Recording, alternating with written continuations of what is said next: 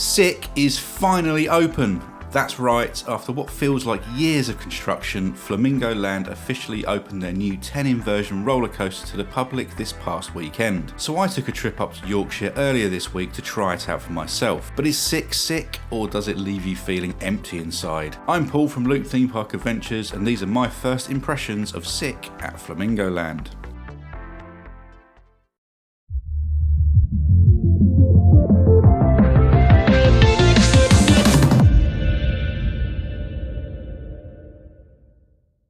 Before we begin, if you could leave a like on the video, that would be hugely appreciated, and if you enjoy the content, then it'd be awesome if you subscribed to the channel and joined us on our adventures.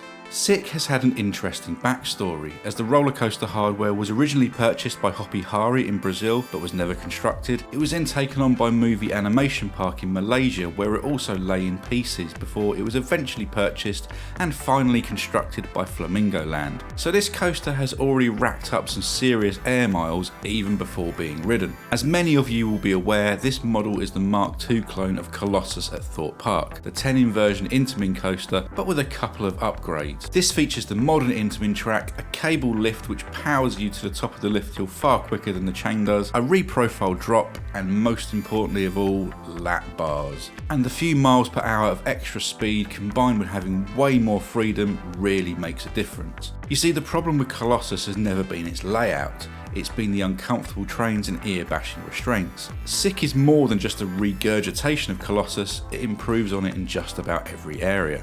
Theming wise, Flamingo Land have linked up with local streetwear brand SIK Silk, hence the slightly dodgy name, with the station adorned with urban imagery and colourful flags. But how does it ride?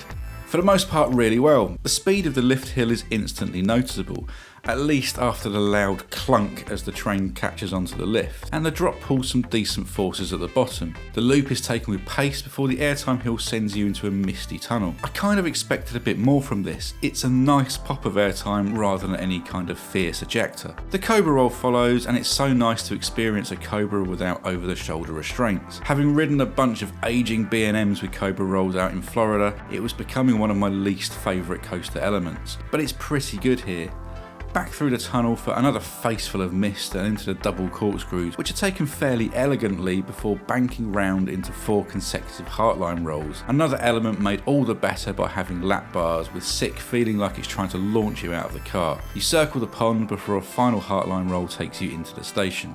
This is a very decent roller coaster and instantly becomes the best at the resort. The freedom provided by the restraints makes so much difference, and there is a good balance between positive Gs and hang time. It does have a bit of a rattle though, particularly as you enter the loop and through the Cobra roll, which I guess is to be expected from how much travelling this coaster has done, and yes, it is without question superior to Colossus. In terms of where I'd rank it, it's not a top 5 UK coaster for me, but it's also not far off it, and nor is it close to being one of the elite Intamin coasters like Velocicoaster or El Toro. What it is a good, solid, well-presented investment that improves the ride offering at the resort, and ultimately makes Flamingo Land a more desirable location for guests to visit, and that's kind of the point, right? So in that regard, it's absolutely a success, and it's a lot of fun to boot. Stick around for a POV from my ride on SIK, and if you've ridden it, let me know your thoughts down in the comments. Thanks for watching, catch you next time.